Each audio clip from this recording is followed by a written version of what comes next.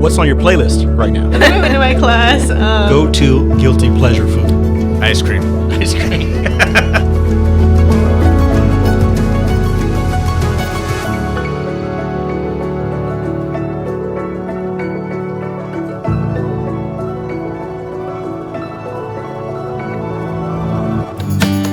Hi, I'm Nate Trauernick, and I've been in fire and emergency services since I was a teenager. I joined UC Davis Fire in 2008 and have spent over the last decade as the campus fire chief. I try my best to contribute in any way I can to the profession as president of the Institution of Fire Engineers USA branch, as past president of the California Fire Chiefs Association, but my greatest accomplishment is the opportunity I have to serve and to give back to the community every single day right here at UC Davis.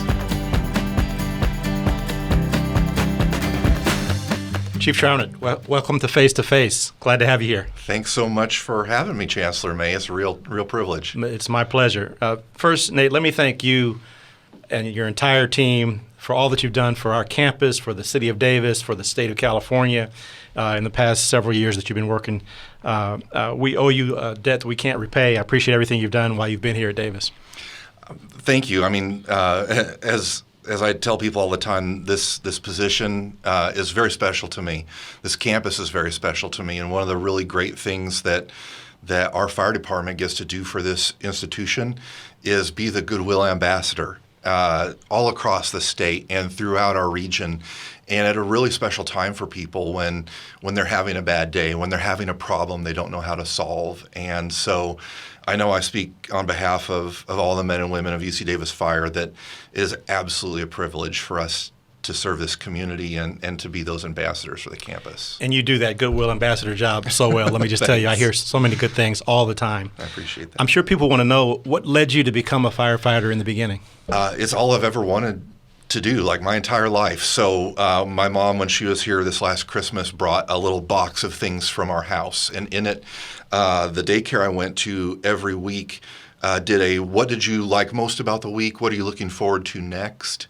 And in preschool, every week, what I was looking forward to the next week was getting a new book on being a firefighter or going to the fire station. And so when people ask, like, what drew you to this, I don't even know, because it's really all I've ever known. And I come from a family of nurses and teachers and railroaders. But there's definitely like an ingrained desire to serve people that's just deep in my family. And the fire service is what ended up being the manifestation of that for me. And so growing up in Nebraska and being a fire explorer in a junior firefighting program there really helped make certain that it was the journey that I wanted to go on. It's one of the cool things that we offer at UC Davis Fire is that student firefighter program, right? That opportunity to explore and find out about a profession before you go all the way in. We'll talk about the student firefighter program in just a second. But so you had the service orientation. Yeah. But you were in Nebraska growing up. So what got you to UC Davis, and why UC Davis? So I went to college at Oklahoma State. Oklahoma State is one of the three major colleges that offer a 4-year degree in fire. So it's considered the West Point of the fire service. And so I went there because the fire chief in my hometown said, if you want to be the best at what you do, this is where you go. And so I just, never having been there, walked in for a campus tour, and then I worked in the Seattle area for a number of years right out of college. If you weren't aware, it rains a lot in Seattle. I've heard. Okay, rumor has it. And I wanted sun. And so I came to California in 2006, and I was up in Oroville, California, up by Chico. And the executive director of the California Fire Chiefs Association pulled me into his office one day and said, I need you to meet someone at UC Davis. His name is Joe Perry. He's the fire chief there. And it's an amazing campus, and it's an amazing opportunity, and it's for you. And so I applied with almost 80 other people to be the Assistant Chief of Operations and Training here at UCD.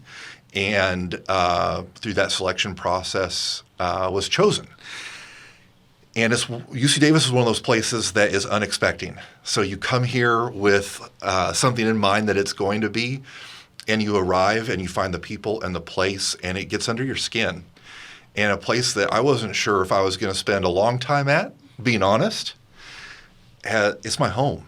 It's my home, and this is my family, and these are my people. And I can't imagine being anywhere else now. I can relate. I just came 5 years ago, and I'm already feeling some of that same sentiment about Davis. You did mention the student firefighter program, and there's also a student EMT program. Right. Those are pretty unique, I would think. Tell me about those, how those came about, and what do those do for the campus? I think probably one of the most amazing things that we can do in higher education, this is just my opinion as a fire chief in higher education, is match people's academic experience with real world, hands-on experience, right? The marriage of those two things is what sets people up for real success after they leave this place. And so the UC Davis Fire Department has been here since we were the Berkeley Farm. Right. And in those early days, there were some pretty significant fires that impacted research and learning here, where a group of students, staff, and faculty came together to create a bucket brigade, for a lack of a better term, right? And that grew over the years in the 1940s when we started to hire career firefighters. And at the same time, we took this pre-existing student experience and turned it into the student firefighter program, where students live at the campus fire station, and we train them to be firefighters in exchange for room and board. And we have this incredible history now of the student firefighter program, of the phone calls that I get from parents who sent their kids here for medical school, right, or to be an attorney, or to be an engineer. And they call me and say, "Oh, thanks, by the way, for making my son or daughter a firefighter." So do a fair number of those student firefighters or EMTs get hired here at Davis? Yeah, so almost half of our department is former student firefighters, which is so cool. That's great. Because we talk a lot about Aggies serving Aggies, and we deliver on that, not just in terms of students who are currently in the program, both the student firefighter program and the student EMT program, but also those who fill our ranks every day. And it's to me, it's challenging as a small organization to keep good people. Sure. Part of how we do at UC Davis Fire is we have this direct connection to place. And that direct connection to place comes through our student programs. And we created the student EMT program, number one, because we saw this tremendous opportunity in the future of healthcare. We know that we're going to have to reimagine what healthcare looks like in order to provide all the services that our communities need. But also, selfishly, it's an opportunity to bring people who traditionally probably wouldn't have looked at the fire service as a career. And we give them the certification. We give them an opportunity to work for us at special events. And a lot of those now are turning into student firefighters. And we're seeing that full progression, that full journey that goes from, that looks kind of intimidating and I'm not sure if that's for me, to people finding out that the fire service can actually be a really inclusive space, in a space where the more that we look like the community we serve, the closer that trust bond that we inherently have. And it opens all sorts of new and exciting doors. Yeah, that's terrific. Now, speaking of reimaginings, the past couple of years have been stressful for all of us, the pandemic, but also a fair amount of social justice issues have come to the forefront. And one of the responses that we've made on our campus is reimagining campus safety. Can you talk about the Health 34 initiative and tell people what that is and the reason behind it and what we're doing now? Yeah, so I mean, there's the fabric of the social justice initiatives. There is reform that deserves to happen and needs to happen within law enforcement. And in that space, there's a unique opportunity for the fire department. I don't know of really any other profession that invites a group of strangers into someone's home when they're at their most vulnerable. And here in our country and in our place, people trust us with that, and that's very special, right? So that's where this idea of Health 34 comes from. It's reimagining how we care and using a group of providers who get very privileged access to people when they're at their most vulnerable. And so the idea for Health 34 is it's rooted in the idea of mobile integrated healthcare, which is this idea of the practitioner coming to you where you're at, right? Meeting our community where they are with what they need. And Health 34 doesn't look to be the clinician in every setting. What we do want to do is we want to navigate people to existing services and take down barriers to them accessing services, and do it 24 hours a day, 7 days a week, every day of the year, which is outside of the traditional institutional norms unless you want to go to an emergency room, which is the highest cost, most impacted level of care in the entire healthcare system. So the idea here is that we're going to put compassionate Aggies available 24/7, 365 in that pre-crisis state. If they call 911, we know some of that's going to happen. 911 is always going to be there for a reason. But it's a fundamental reimagining of how we take care of people before they get to that point. And that there's all these, if you thought of it as like a freeway on-ramp, that from the time that you get off that side street till you get on the freeway, there's a lot of opportunities for us to intersect. And we can amplify the services. They're so amazing. UCD Care, Aggie Compass, the Pantry, and the work that our campus is already doing around mental and behavioral health with student health and counseling services and all these great providers. We aren't looking to replace them. We want to amplify that message, and we want to get people to those providers. And sometimes we just want to be with people when they need us. Yeah. Right? And there's that space where it's not a 911 call, but you're not okay. Yeah.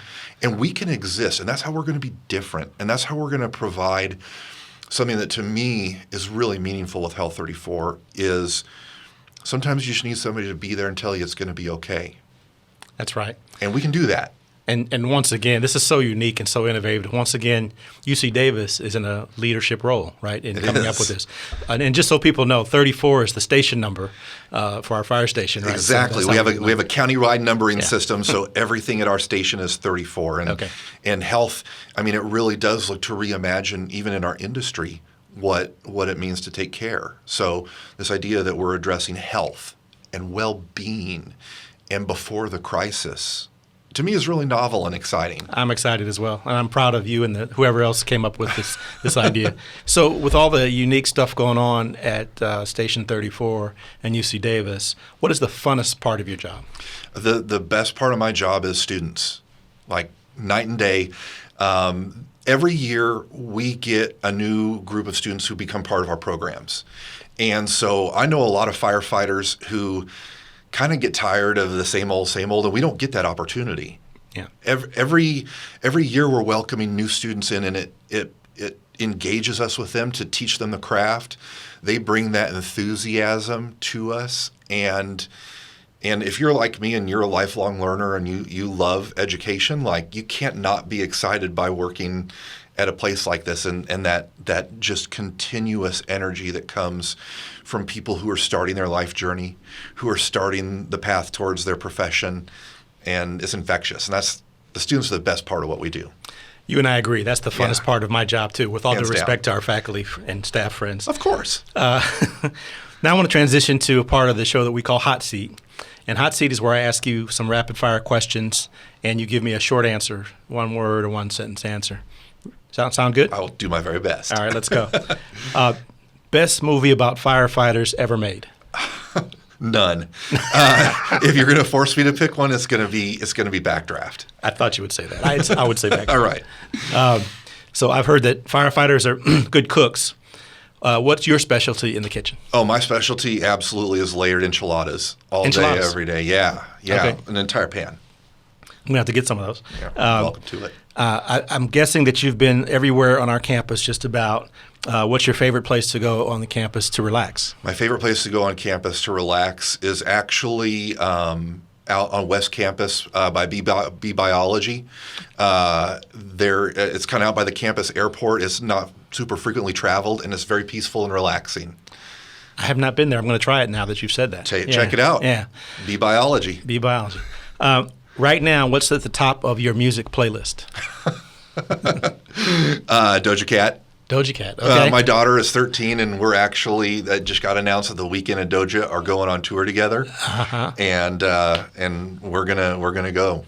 Well, you're a pretty cool dad. You know The Weeknd and you know Doja Cat. I'm just saying. Okay, now it's vacation time. All right. Where are you going?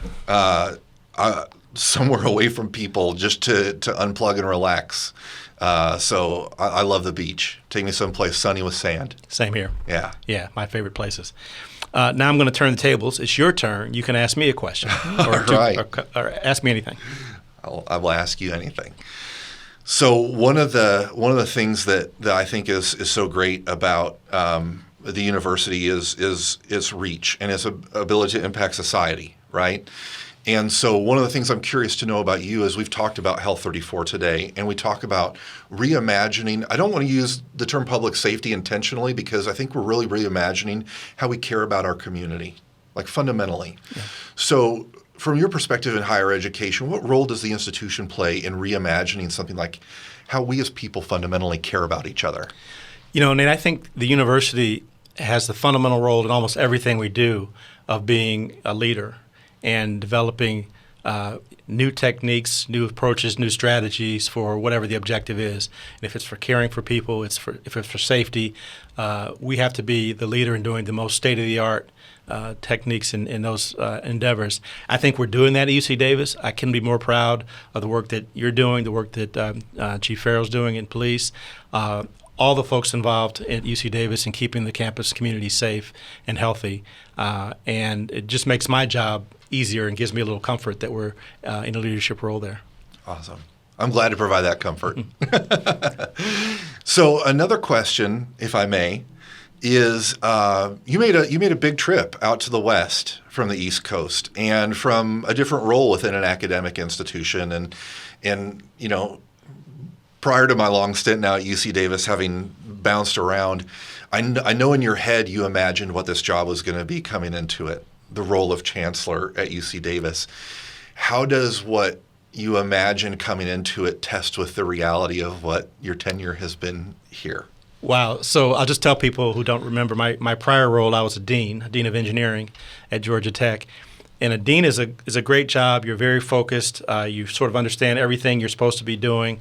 The chancellor role is not always that, in that there's much beyond my own disciplinary training that I have to at least have working knowledge of. And I always tell people this job is like a cross between high school principal, mayor, and CEO. I have aspects of all those jobs. And you have to do that on similar to yours. It's a 24/7, 365 sort of a commitment. And I knew that part going in, but until you actually experience it, it's really not the same as what you think it's going to be. So, but I've enjoyed every minute of it. UC Davis is a great place to be a chancellor. There's no doubt about that. Yeah. Well, I just want to thank you, Nate, for spending some time with us and our audience. And I want to continue to encourage you to be innovative and be safe in everything that you do for us. And thanks to all of you for watching. We'll see you next time here on Face to Face. Go Ags.